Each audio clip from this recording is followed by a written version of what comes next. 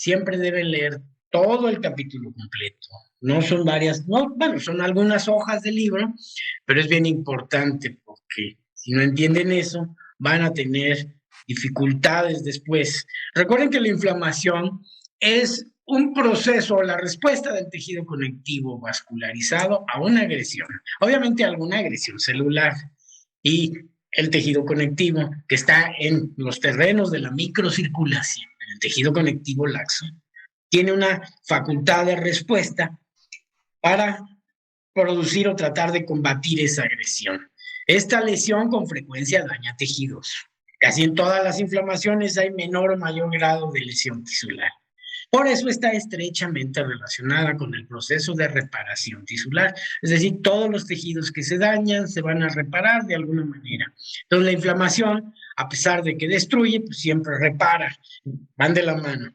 Pero hay que considerar esto como un proceso de protección, que aunque puede comprometer la función, a fin de cuentas, el objetivo de la inflamación es evitar un daño mayor de algo que está dañando a la célula.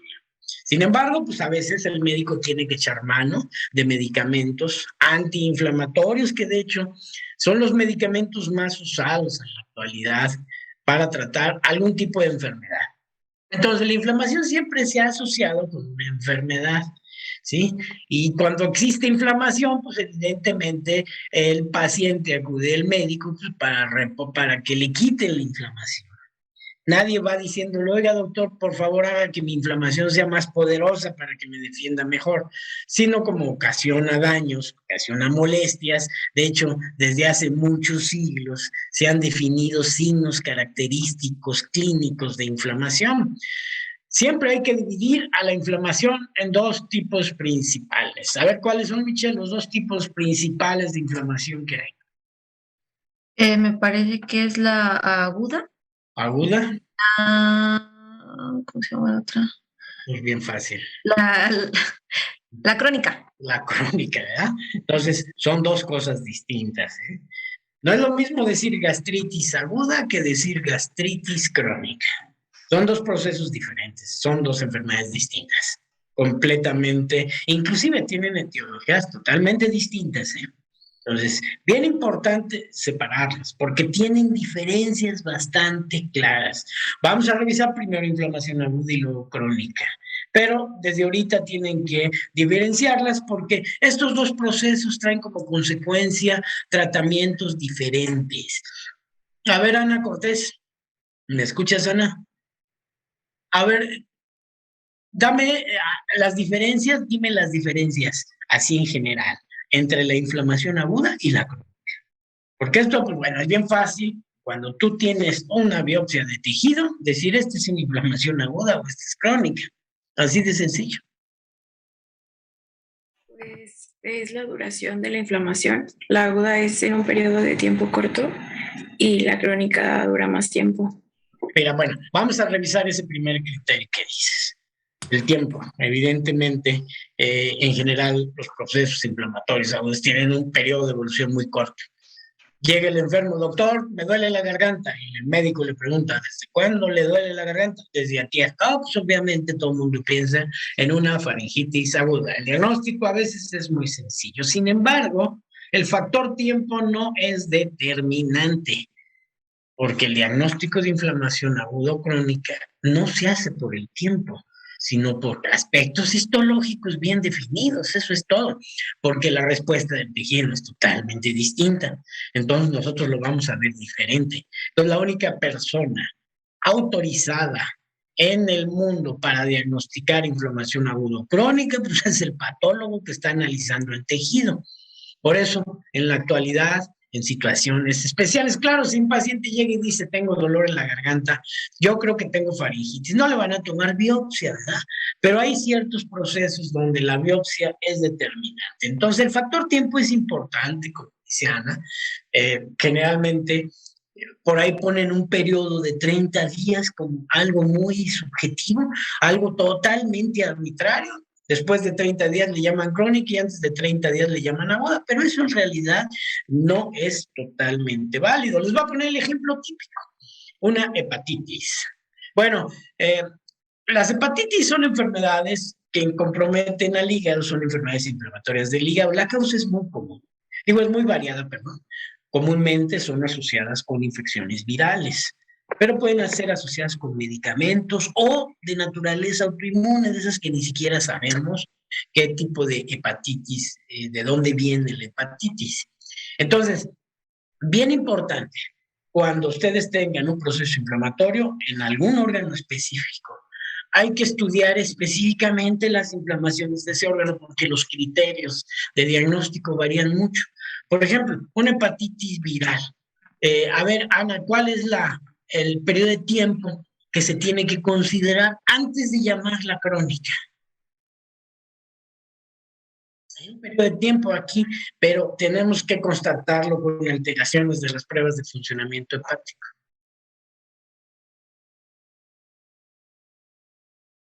No sé. Son 6 meses, fíjate. 6 meses que demuestres que el paciente tiene alteraciones de pruebas de funcionamiento hepático para que tú le puedas llamar hepatitis crónica. Ahora, fíjense bien, hay enfermedades inflamatorias que no cursan con una etapa aguda. Simplemente son enfermedades crónicas que a veces se exacerban o a veces les llamamos periodo de actividad, mas no les llamamos agudas.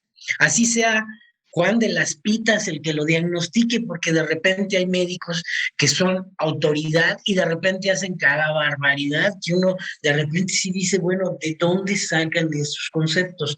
Por eso, en esta clase lo que deben de enseñarse aquí, el objetivo principal es reconocer los procesos inflamatorios, saber los criterios entre agudo y crónico y sobre todo en ciertos órganos, como la mucosa gástrica, como el hígado, como el cerebro, como la retina. Bueno, hay muchos sitios donde el proceso inflamatorio debe especificarse muy bien porque la etiología frecuentemente es distinta. Yo les voy a platicar un caso, por ejemplo, que a mí me pasó en este hospital donde estoy ahorita, hace varios años. Me trajeron una biopsia hepática. Me la bajaron, paciente que tenía el diagnóstico de hepatitis, de etiología no determinada. Y pues bueno, cuando yo vi la biopsia hepática, me pareció una hepatitis aguda con una necrosis submasiva. Así la diagnostiqué. Entonces, recibe el gastroenterólogo, alguien muy capacitado, y viene y rápidamente regresó conmigo, que no estaba de acuerdo con el diagnóstico. Le dije, bueno, yo no tenía datos clínicos y en esto hay que poner datos clínicos, porque si no, yo no sé de qué estamos hablando.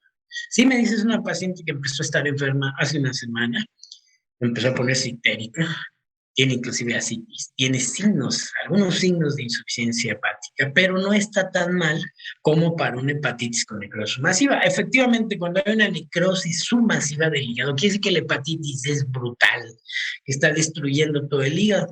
Y le dije, bueno, en la biopsia, yo le enseñé la biopsia, la mitad de la biopsia está bien, y la otra mitad está necrosada, pues por eso le llamé hepatitis masiva, con necrosis masiva, porque tengo la mitad del hígado necrosado. No, sí tienes razón, pero las pruebas de funcionamiento no están tan mal. Yo no sé qué querría decir él con pruebas de funcionamiento mal. Cuando le pregunté cómo estaban las transaminasas, tenía 1200. O sea, es elevadísimo. Le dije, pues eso corresponde a la necrosis que trae. No, dice, pero mira, ven, vamos a que veas a la paciente. Y fuimos a ver a la paciente directamente a su cama. Y estaba como si nada, bien platicando, se veía bien, nada más media amarilla, media dañada. Y me dice, ya ves, dice, porque los pacientes con hepatitis, con necrosis masiva, presentan casi como medio, como atosas, están como inconscientes, se ven con mucho daño. Le dije, ya esta no se ve así. Le dije, bueno, vamos a ver cómo evoluciona. Le dije, para mí que es de origen tóxico, porque no le veo rasgos de hepatitis viral. Las pruebas de funcionamiento hepático estaban alteradas, pero los marcadores virales estaban negativos. Entonces dijo, no, pues sí, seguramente va a ser tóxica, pero la paciente, además era esposa de un anestesiólogo que trabaja en el hospital de la mujer. Entonces llegó el anestesiólogo y dijo, no, ella no ha tomado medicamentos.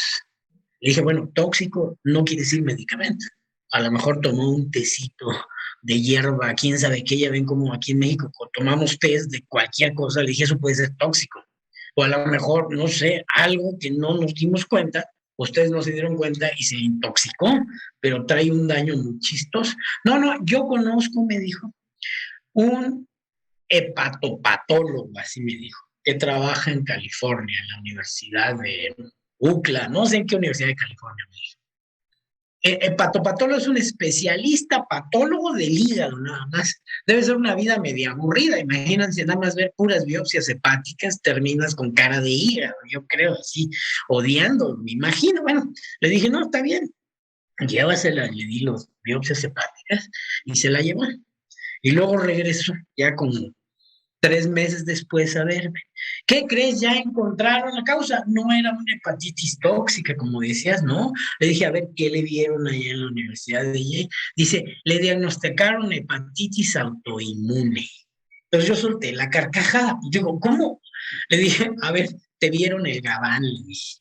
¿Cómo hepatitis autoinmune? Si las hepatitis autoinmunes, por definición, son hepatitis crónicas. Es decir, hubiera tu esposa tenido más de 6 meses con daño.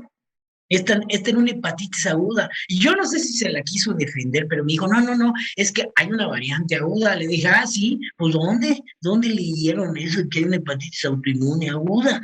Pues está medio raro el asunto. Entonces, esto se los cuento nada más para que vean, en cada lugar el proceso va a tomar patrones distintos. Y igual, lo que quiero que en primer lugar diferencien entre una enfermedad aguda y una crónica, es decir, entre una inflamación aguda y crónica, porque toman aspectos diferentes. Entonces, Ana me dijo el tiempo no sirve para nada, porque en unas veces, por ejemplo, en las gastritis, las enfermedades crónicas tienen meses de evolución y las agudas se pueden superponer a las crónicas, es decir, por ejemplo, la causa de gastritis aguda más común son los medicamentos. Y un paciente que tiene gastritis crónica y toma aspirina, pues se le agrega una gastritis aguda, pero ahí necesitamos verlo histológicamente. Entonces hay otros criterios, Ana. A ver, ¿cuál sería otro criterio para diferenciar una inflamación aguda de crónica? Pues el libro mencionaba la vasodilatación de la microcirculación. Exactamente. En primer lugar, fíjate, ahí sí cambia la cosa, ¿verdad? Las enfermedades inflamatorias agudas son, en primer lugar, caracterizadas por cambios en la permeabilidad vascular. Ahí está todo el rollo de la inflamación aguda. En primer lugar, tú ves que la microcirculación cambia, se ven los vasos dilatados, congestivos. ¿Sí? Esa es la característica número 1. 2, es estereotipada la inflamación aguda. ¿Qué quiere decir esto? Que siempre va a ser igual la respuesta. Lo único que cambia es la intensidad. Claro, a veces podemos nosotros decir, esta es una apendicitis aguda de origen bacteriano. ¿Por qué? Pues porque estamos viendo un montón de polimorfos nucleares y eso se predomina en las enfermedades bacterianas. Entonces, lo único que cambia es la intensidad. Pero si yo tengo una apendicitis incipiente que apenas empieza, pues no voy a poder más que ver cambios en la permeabilidad vascular. Punto número 1. Fíjense bien. Estereotipada, cambios en la permeabilidad vascular y un exudado inflamatorio que predominan polimorfonucleares y a veces histiocitos o histiocitos en segundo lugar. Esa es la característica sobresaliente de la inflamación aguda. Efectivamente, la mayor parte tienen un tiempo de evolución corto. Ahí están las características, no se les olvide. Eso es lo único que vamos a revisar ahorita. Claro, que para que suceda el cambio de la permeabilidad y se forme el exudado, se requieren de muchos mediadores que si ya los leyeron, a lo mejor se les hicieron bola, pero los van a aprender de memoria y no tiene mayor rollo esto.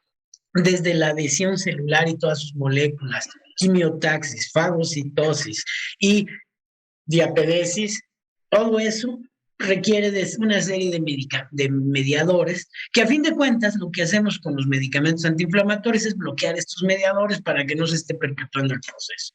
Pues recuerden, la inflamación es muy estereotipada. La crónica es totalmente distinta. Por eso, cuando las vemos son enfermedades a veces muy diferentes, ni siquiera, a veces una aguda se va haciendo crónica, ciertamente, pero a veces la cronicidad tiene orígenes muy inciertos. A ver, Leani, dime las 3 características más sobresalientes de la inflamación crónica. Que dura más tiempo, hay una mayor destrucción del tejido y las células que participan. Espérate, vámonos por partes. Efectivamente, si nos vamos al tiempo, aunque esto puede ser muy variable, la inflamación crónica tiene generalmente meses de evolución. Pueden ser hasta años de evolución.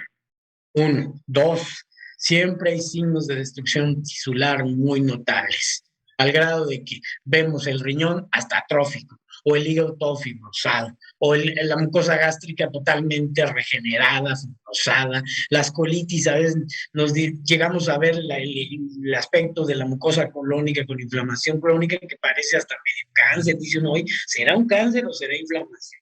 Entonces hay signos de destrucción tisular muy evidentes. Punto importante. ¿Qué otro, Leonie? Pues el tipo celular Que predomina, ¿verdad?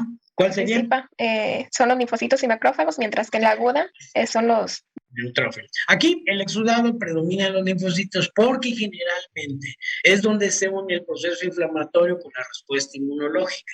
La respuesta inmunológica está tratando de complementar a la respuesta inflamatoria para impedir que este daño siga ocasionándolo. Pueden ser bacterias, pero a veces son otra cosa. Entonces, ¿qué más? ¿Qué otra diferencia habría muy característica de la inflamación crónica a diferencia de la aguda?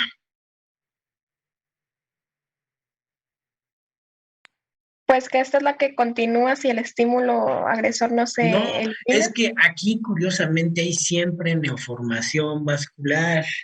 Tú ves un tejido con neoformación vascular, células mononucleares, mucha lesión del tejido con atrofia, por ejemplo, epitelial, y también ves signos de reparación que se caracteriza por depósito de tejido conectivo. Vas a ver mucha fibrosis y esto hace que los órganos se vayan atrofiando y vayan perdiendo su función. Un paciente con una hepatitis crónica trae notables alteraciones de las pruebas de funcionamiento hepático. Un paciente con pancreatitis crónica intensa trae insuficiencia pancreática, créanmelo, así, sin lugar a dudas. Inclusive hasta diabetes secundaria por destrucción pancreática. Un paciente con gastritis crónica con frecuencia trae signos de atrofia gástrica, aunque no necesariamente, pero así se van manifestando los datos muy característicos. Una neumonía o neumonitis intersticial crónica, pues el paciente va a tener insuficiencia respiratoria. Todo esto se manifiesta de una manera muy aparatosa.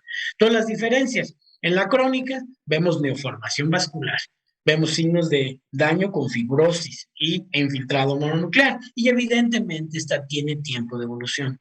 Muchas enfermedades inflamatorias agudas evolucionan a la cronicidad. Sin embargo, vamos a verlo después en el apartado de inflamación crónica. La inflamación crónica puede ser una característica de ciertas etiologías. Por ejemplo, la infección por Helicobacter pylori produce gastritis crónica, con signos de actividad como que se recupere y actúa. Todas las enfermedades inmunológicas que producen inflamación siempre son crónicas. Si alguien por ahí dice que hay agudas, bueno, felicidades, acaba de descubrir algo nuevo en la patología, pero generalmente son crónicas, ¿sí? Enfermedades como ciertas infecciones, vamos a hablar de tuberculosis, por ejemplo, todas esas generalmente tienen una evolución crónica, la parte aguda pasa desapercibida. ¿Sí? Entonces, vamos a verlas por separado y esto es muy importante tenerlas en mente porque van a tener signos muy diferentes. Entonces, en general, la inflamación es una respuesta de protección. Obviamente, si analizamos los aspectos históricos, pues, bueno, esto fue reconocido desde hace muchos años, que las personas tenían una enfermedad que los griegos le dieron la terminación itis. Cuando alguien tenía una itis, quería decir que se le hinchaba, le dolía y estaba rojo. De hecho, esta inflamación se describe desde hace más de 3.000 años, bueno, de 5.000 años, en papiros egipcios, donde se describe el proceso inflamatorio, también los chinos, en la India. Todas esas culturas antiguas describían de alguna manera algo que se parecía a la inflamación. Y obviamente en la Mesopotamia había inclusive remedios médicos que generalmente sabemos que eran los mismos sacerdotes los que le hacían de médicos, también aplicaban ciertas pócimas en los tejidos para curar la inflamación. Obviamente esto era muy visible cuando afectaba la piel, alguna articulación, pero pues bueno, se escapaban los diagnósticos para lesiones del hígado, órganos internos. Cornelio Celsus, que fue un escritor romano del primer siglo antes de nuestra era, describió en uno de sus libros los 4 signos cardinales de la inflamación, que hasta la fecha lo seguimos usando para diagnosticar este proceso, que es el calor, tumor, rubor y dolor. El calor obviamente se presenta porque al haber vasodilatación, como hay cambio en el calibre de los vasos, pues evidentemente se ve rojo. Es un signo inflamatorio. Si sale líquido, se acumula en el espacio intersticial y produce un abultamiento que se le llamó tumor. Rubor, pues obviamente porque al haber más circulación se ve rojo. Y dolor porque ahora sabemos que hay mediadores de la inflamación que producen este cambio. Entonces, estos 4 signos, cualquiera en la actualidad, aunque no sea médico, simplemente a veces hasta por sentido común, diagnostica inflamación. Rudolf Virchow agregó un 5º signo que le llamó en latín función lesa, que quiere decir pérdida de la función o daño en la función, porque cuando hay un proceso inflamatorio, el órgano que está dañado pues, no puede funcionar adecuadamente. En el año 1793, un cirujano inglés que trabajaba o hacía sus estudios en pacientes heridos por balas en la guerra, era un cirujano inglés, describió por primera vez que la inflamación no era una enfermedad, sino un proceso de protección, que con frecuencia el mismo médico lo ocasionaba cuando manipulaba los tejidos en las heridas. Por ahí está un libro de este John Hunter, quien habla de las heridas de la guerra y es una descripción muy brillante de estos procesos. Si Thomas Lewis ya en el siglo pasado estableció el concepto de que existían sustancias en la circulación que cambiaban o que producían este daño inflamatorio y les llamó mediadores químicos de la inflamación. En ese proceso, él describía típicamente la triple respuesta de Lewis, que decía que cuando un tejido se daña, primero que nada hay una pequeña vasoconstricción, como respuesta refleja de los vasos. Luego estos se dilatan y entonces acarrean células al sitio dañado. Entonces a esto se le llamó triple respuesta de Lewis. A ver, Leani, tú tienes, a ver, hazme tu brazo así. Leani, levanta el brazo. ¿Y me escuchas, Leani, o no? Ok. Entonces tú tienes toma un lápiz, Leani, un lápiz, ¿sí? ¿Tienes allá a la mano un lápiz? No, no tengo. Por favor, entonces un clip al pasador, si tienes un pasador ahí a la mano, quítale la gomita para que raspe. Tampoco tengo el pasador por aquí. Ay, a ver, déjame ver quién más tiene la piel clara. Digo, esto se puede ver. Pues, a ver, Andrea, ¿tienes un lápiz ahí a la mano? Eso, mira, entonces hazle así a tu brazo, Andrea, sí. Órale. Vas a hacerle con el lápiz, pero le cargas poquito, ¿eh? Obviamente no te va a pintar, le cargas, ¿sí? Haz esto, cárgale, órale. ¿Ya lo hiciste? Bájale, dale así hacia abajo, un rayón duro. No tengas miedo, no te va a pasar nada, hombre. Ya, ahora, fíjate y verás cómo se vio blanco lo que hiciste. Ahora enséñaselos a tus compañeros. Ahora fíjate cómo se va a ver rojo, miren cómo se me puso ya mi rojo. ¿Sí lo ven o no? ¿Ok? Ahí está la respuesta del Lewis. Y eso, si lo vemos con una lupa, el microscopio se ve abultado. Y obviamente, pues se siente un dolorcito leve. Claro, en este caso la inflamación fue mínima. Pero esto es lo que Lewis le llamó triple respuesta de Lewis. Y se presenta ante cualquier daño de la microcirculación que hagamos. Aunque bueno, pues si lo vemos en órganos internos como el hígado, la mucosa gástrica, pues a lo mejor no lo vemos. Pero sí lo podemos ver endoscópicamente cuando el endoscopista se mete y ve mucosa gástrica eritematosa. ¿Qué quiere decir eso, Montserrat? Que hay, me preguntaron eritema. ¿Qué quiere decir mucosa gástrica eritematosa? Porque a veces así mandan en las solicitudes. Que es pura sangre, ¿no? No. Simplemente que están los vasos dilatados y se ve rojo. Eritrosis es rojo. Por eso que, si es eritematoso, quiere decir que está rojo. Así de sencillo, ¿no? Si nosotros, el dermatólogo, nos manda una biopsia y nos dice paciente con eritema generalizado, pues quiere decir que hay una respuesta inflamatoria de la piel que está produciendo eritema, es decir, vasodilatación, y está haciendo que la piel se vea roja. Entonces, estos son cambios incipientes. Bien, entonces la inflamación aguda, recuerden, es una respuesta inmediata y temprana, que se caracteriza por alteraciones en el calibre de los vasos, incremento del flujo, cambios estructurales de la microcirculación con formación de un exudado que primero es líquido y luego tiene células. Eso es todo el rollo que vamos a revisar. Recuerden bien que sucede en los terrenos de la microcirculación, el terreno que va desde una arteriola hasta una vénula. Ahí existe el intercambio de muchas sustancias. Y recuerden los elementos que van a participar, es decir, los leucocitos, que son las células de la sangre, que circulan y que salen a los tejidos y son los que ocasionan o los que nos van a dar la respuesta típica. Pero en los tejidos, ellos son los que nos van a defender, los polimorfonucleares, los mastocitos, los sinófilos, los linfocitos y los monocitos, trabajan fuera del vaso sanguíneo, es decir, salen de la luz y se van hacia afuera, ¿ok?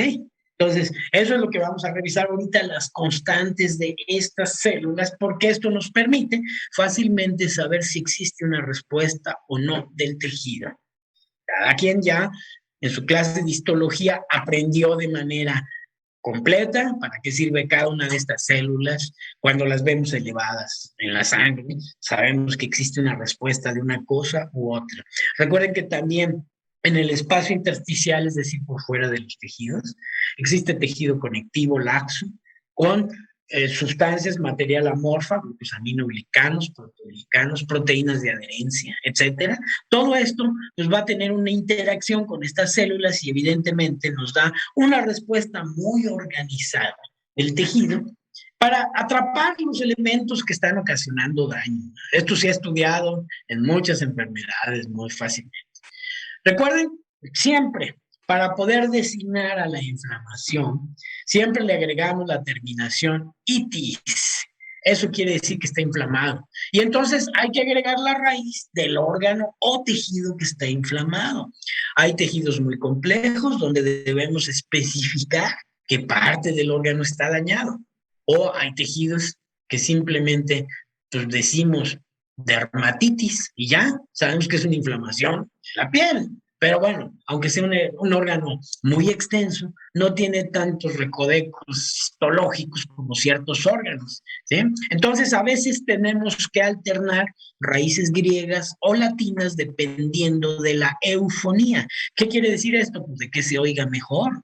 Entonces, a ver, vamos a hacer un pequeño ejercicio. A ver, Leani, ¿por qué me apagas tu cámara, Leani? No lo tengo apagado, sí lo tengo prendido. A ver, ¿dónde estás? Pues no te veo. Aquí. Ay, Leani, pues yo la veo apagada, pero bueno. No, sí la tengo prendida. La tiene prendida, doctor. Ah, caray, pues yo la veo apagada. Bueno, yo creo que mi computadora está inflamada o tiene alguna pérdida de la función, porque, bueno, a ver, Leani, ¿cómo se diría una inflamación, fíjate bien, del hígado? Hepatitis. Hepatitis. Pero haz de cuenta que está inflamado nada más los colangiolos del hígado, ¿cómo se llamaría?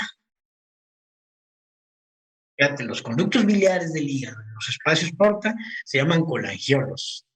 ¿Cómo se llamaría esa enfermedad? Porque esta es muy específica, ¿eh?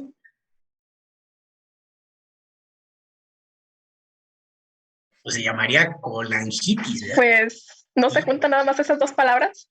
Colangitis, efectivamente. Entonces, si es hepatitis, tú sabes que es el parénquima hepático. Si el patólogo te reporta colangitis aguda, tú sabes que es el conducto biliar.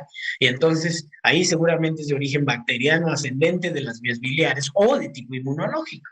Mientras que las hepatitis son generalmente de origen viral o tóxico. Pero bueno, puede haber de otro tipo, también puede haber hepatitis bacteriana. Entonces, recuerden, eso es muy sencillo. Igual, por ejemplo, sucede en el colon. ¿Qué quiere decir colitis? Una inflamación del colon, ¿no? Puede ser aguda, puede ser crónica, puede ser de origen bacteriana o puede ser, por ejemplo, de origen medicamentosa. Ahorita iremos viendo algunos casos donde vamos viendo el exudado y podemos proponer alguna etiología. Eso es muy útil, por eso es importante recordar todas las células o todos los leucocitos cómo participan en la inflamación. Pero vamos a suponerle, Ani, que lo que esté afectado es el ciego. ¿Cómo se llamaría esa enfermedad?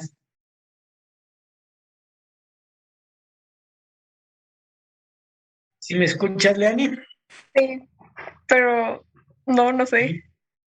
A ver, Leani, ¿cómo se llama?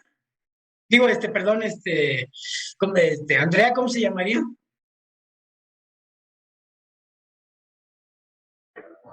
¿Qué pasó? Es que primero dijeron un nombre y luego... Sí, colitis en general, pero si nada más está afectado el ciego, es decir, la primera parte del colon tiene un nombre, ¿no? Pues sonaría medio raro como lo estoy pensando. Entonces, no sé. Se llama tiflitis, ¿verdad? Tiflitis. Por ejemplo, si está afectado el recto, se llama proctitis. ¿Ok?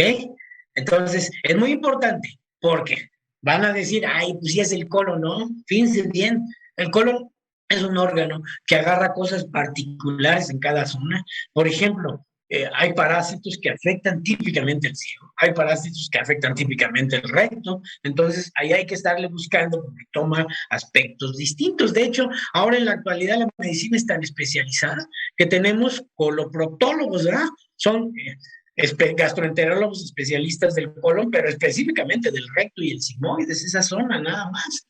Ahí trabajan ellos nada más en esa área. Y hay gastroenterólogos que trabajan en el resto del tubo digestivo. Entonces, en ciertos órganos debemos especificar, en ciertos órganos no, depende. Igual, por ejemplo, el riñón es un órgano complejo, requiere de 2 especialistas. Por un lado tenemos internistas que se llaman nefrólogos, estudian la filtración de la nefrona. Esos son especialistas ahí. Entonces, si tenemos una alteración inflamatoria en ese sitio, generalmente les llamamos glomerulonefritis. Si nosotros decimos nefritis o yo reporto en un estudio histopatológico nefritis, así como lo oyen, pues va a decirme el internista, bueno, ¿a qué te referías con nefritis? Eso no quiere decir nada. Entonces tengo que decir glomerulonefritis o bien pielonefritis. Son cosas distintas, ¿verdad? Si yo estoy diciendo pielonefritis, el especialista que va a ver a ese paciente se llama urólogo. Es inflamación del sistema pielocalicial, aunque también afecte el espacio intersticial entre los túbulos y termine dañando los glomérulos, la causa es muy diferente, se tratan de una manera distinta. Y son, ahora sí como en los toreros, diferentes tercias. Fíjate, testis significa cabeza pequeña. Testis. Este es cabeza, testis, cabecita. También significa compañero. Entonces decía, no es que es el compañero que llevamos los hombres, que nos acompaña, porque sin él, ¿qué haríamos, verdad? Entonces, por eso le llamaban testículo. Y así se quedó, aunque lo correcto era llamarle con la raíz griega, orquios. Entonces, mejor llamarle orquitis que testitis, ¿verdad? Porque testitis quiere decir como que traes inflamada la cabeza, o sea, suena raro. De ahí Como viene que lo no. de criptorquidia que habíamos visto, creo que en embriología. Criptorquidia, exactamente, ¿sí? Orquídea, criptos quiere decir que está enclaustrada el testículo y como queda en el canal inguinal le llamaron criptorquidia, de orquios testículo. Entonces lo mejor llamarle orquitis. Y como generalmente está inflamado el epidídimo, entonces se llama orquiepididimitis, ¿ah? Entonces hay que poner esos nombres. A veces hay nombres que no recordamos porque son raros, por ejemplo, corioamnionitis. A ver, José Ángel Patricio, ¿qué quiere decir corioamnionitis? Es algo de los apneos, las membranas fetales. Las placentas de las membranas fetales a veces están inflamadas, entonces hay que decir corioamnionitis. Y, por ejemplo, a ver, Mildred, si te dicen, te reporta el patólogo funicitis aguda, a Chihuahua, eso es medio delicado, ¿eh? Yo la otra vez lo reporté y te aseguro que el ginecólogo se quedó así, no sabía de qué le estaba hablando. Es cuando está inflamado el cordón umbilical, ¿verdad? Por ejemplo, yo me acuerdo que hace poquito me mandaba una placenta, la vi, las membranas verdosas, tenía una corioamnionitis aguda, pero la inflamación sí iba al cordón, ¿eh? Y esto puede ser muy delicado, porque puede luego asociarse con septicemias neonatales y cosas raras. Entonces le dije, además tiene funicitis aguda, y ahí sí ya no supo de qué le estaba hablando. Entonces, a veces no hilamos bien porque son cosas raras, pues muy raras, pero en general las inflamaciones, pues, pueden afectar cualquier órgano de la economía. Y dependiendo del sitio, pues el tratamiento tiene que ser muy enérgico. Por ejemplo, si una inflamación está afectando el cerebro, ahí no podemos tolerar tanto daño tisular que puede producir. Entonces rápidamente la bloqueamos con medicamentos antiinflamatorios potentes. El ejemplo ahora que estamos viviendo es este famoso COVID, que produce tanto daño pulmonar que no podemos dejar a su evolución. Entonces damos medicamentos antiinflamatorios potentísimos para bloquear la inflamación, porque esa va a producir más daño que el mismo virus. Entonces, cuando es así, pues es ahí el médico donde le hace al héroe dando medicamentos antiinflamatorios. Entonces, vamos a recordar brevemente las constantes en la inflamación aguda, porque esto es importante recordarlo para poder entender el proceso y sobre todo en qué casos se propone alguna etiología diferente. Recuerden que los leucocitos circulan en la sangre, se originan en la médula ósea. En la médula ósea vemos sus precursores con formas distintas.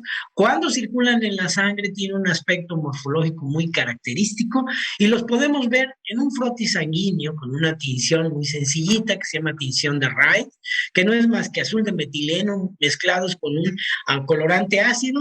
Para hacer una tinción rápidamente, los frotis se pueden analizar muy fácilmente, nada más se les pone aceite de inmersión y se ven las células morfológicamente.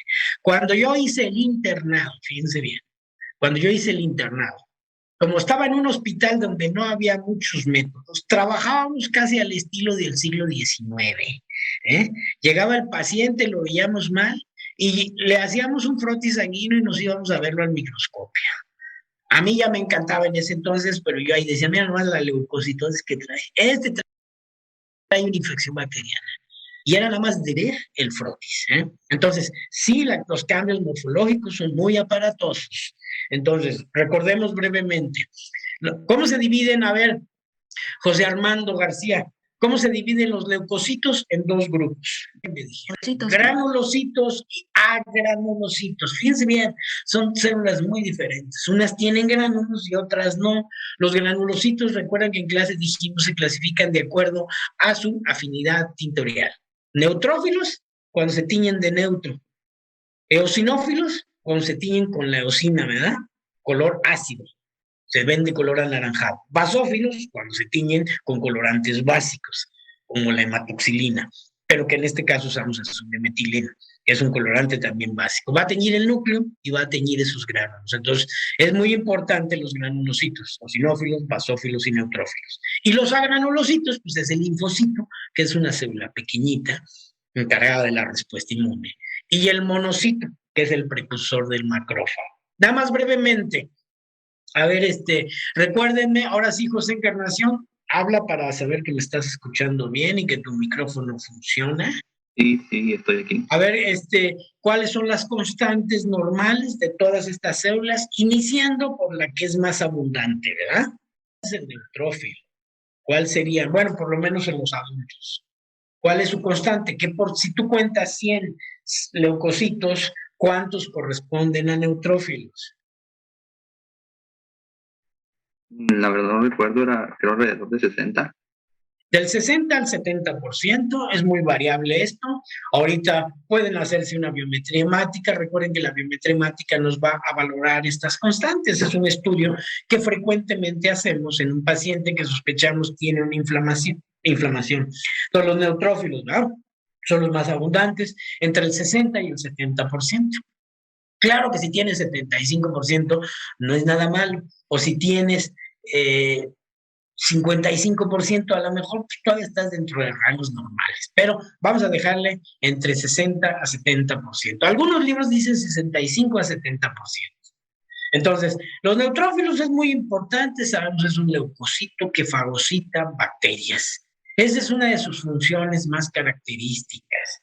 El neutrófilo es un fagocito de bacterias, de tal manera que si vemos aumento de los neutrófilos, nos sugiere una infección bacteriana.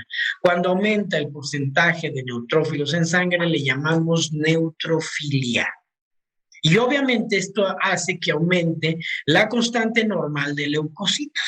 Entonces recuerden que los leucocitos pues varían entre 4,000 y 10,000 por milímetro cúbico en general. Pero si tenemos unos 12,000 leucocitos, le llamamos leucocitosis, ¿verdad? Quiere decir que está respondiendo estas células ante una agresión que está requiriendo muchos leucocitos. Y si tenemos neutrofilia, es más probable que esa leucocitosis sea ocasionada por una infección bacteriana.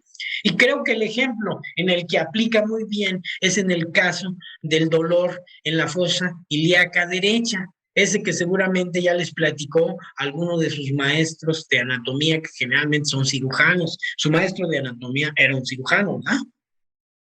Y seguramente pues conoce muy bien el dolor en la fosa ilíaca derecha, y seguramente más de 1000 veces ha pedido biometrías hemáticas en pacientes que tienen ese dolor, por la sencilla razón de que en la fosa ilíaca derecha hay un órgano muy peculiar que con frecuencia se inflama, cuya inflamación generalmente es de origen bacteriano. Entonces es muy útil diferenciar de otras causas de dolor en fosa ilíaca derecha.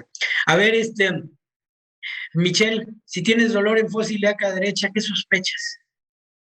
Apendicitis. Exactamente, todo el mundo sabe de eso. Es más, hasta las personas que no son médicos tienen dolor ahí y luego se espantan, no van a hacer una apendicitis, porque van a tener que operar además, porque como el apéndice termina en forma de fondo de saco ciego, es decir, es un tubo cerrado, entonces rápidamente se hace un absceso. Y si se hace un absceso, se truena fácilmente y produce una enfermedad inflamatoria generalizada del peritoneo, ¿verdad? Que se llama peritonitis, además. Y es una enfermedad bastante seria. Entonces, cualquier paciente que tenga dolor en fosa ilíaca derecha de inicio súbito, es decir, hace una hora, hace el día de ayer, rápidamente lo llevan al hospital pensando en la idea de que puede hacer una apendicitis. Entonces, uno de los estudios que usa el cirujano, fácil, claro que los cirujanos hacen pruebas clínicas primero, que si el signo del rebote, que si el del psoas, que si el de Romberg, hay un montón de signos que ellos buscan para ver si en realidad es el apéndice secal, el que está inflamado, porque allá hay otras cosas en la fosa ilíaca derecha, ¿verdad, Michelle? ¿Cómo qué cosas? Vamos a suponer que sea una niña que tenga 12 años, y que con frecuencia las operan pensando que es apendicitis. Y el ovario. El ovario, ¿verdad? Ahí está el ovario, está la trompa uterina, y también pasa el uréter, ¿verdad? Entonces todo eso se puede inflamar. A ver, ¿cómo sería una inflamación del ovario, Michelle? ¿Cómo se llamaría?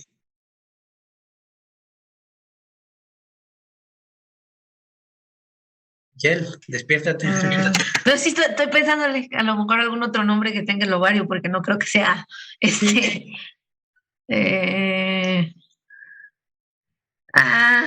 no, doctor, no me acuerdo. A ver, ¿quién me dice? A ver, Andrea, otra inflamación, ¿cómo se le llama al ovario? ¿De qué otro nombre conoces al ovario?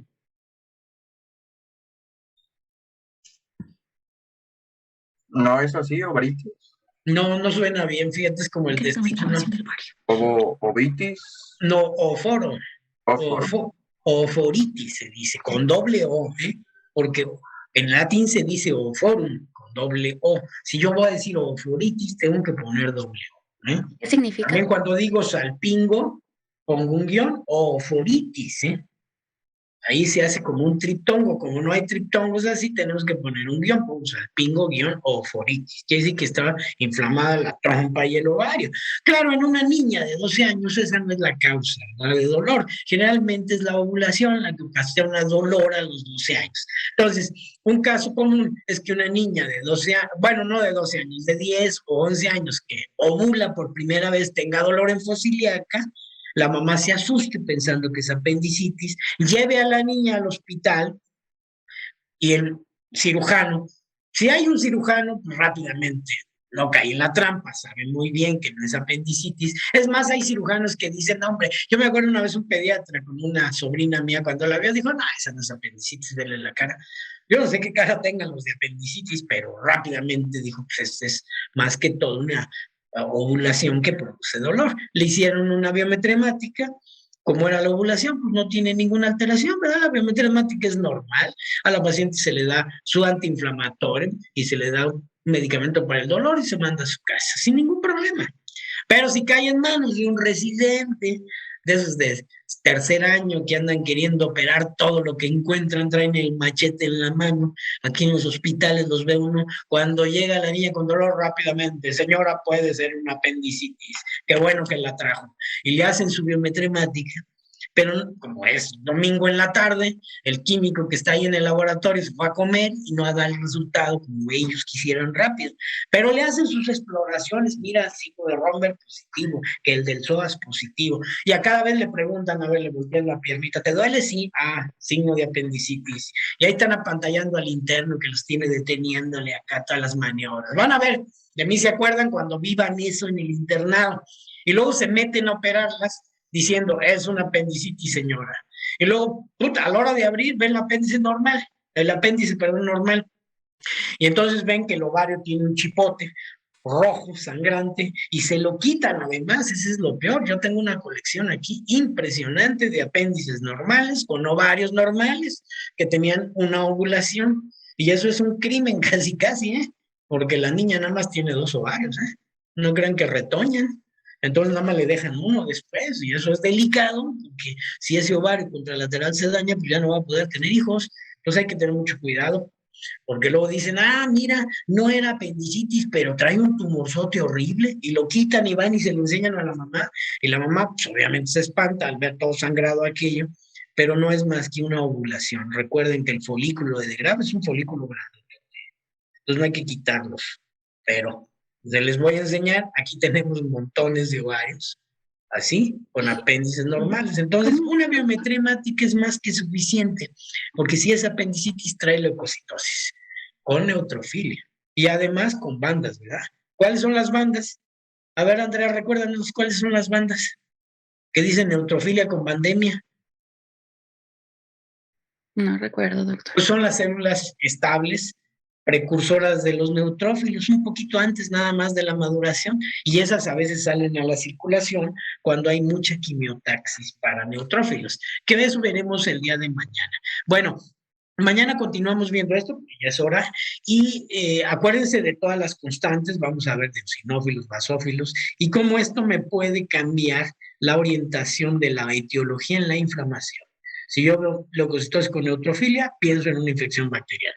Pero si tengo leucocitosis con linfocitosis, que son muchos linfocitos, pues no es bacteriana, ¿verdad? Y si tengo leucocitosis con eosinofilia, pues tampoco es bacteriana, ¿no? Entonces mañana vemos esto. ¿Preguntas hasta ahorita? Sí, a ver, dime. ¿En la inflamación crónica siempre va a terminar en un cáncer o no necesariamente? No. Es muy raro que termine en cáncer, más bien es rarísimo, pero sí, por ejemplo, las colecistitis crónicas con cálculos que tienen ya años de evolución, a veces luego traen un cáncer asociado. Cistitis por parásitos de muchos años de evolución traen un cáncer asociado. Pielonefritis con cálculos de años de evolución se les asocia un cáncer, pero no necesariamente, es muy raro más bien. Ok, gracias. Ok, bueno, sale, nos vemos mañana.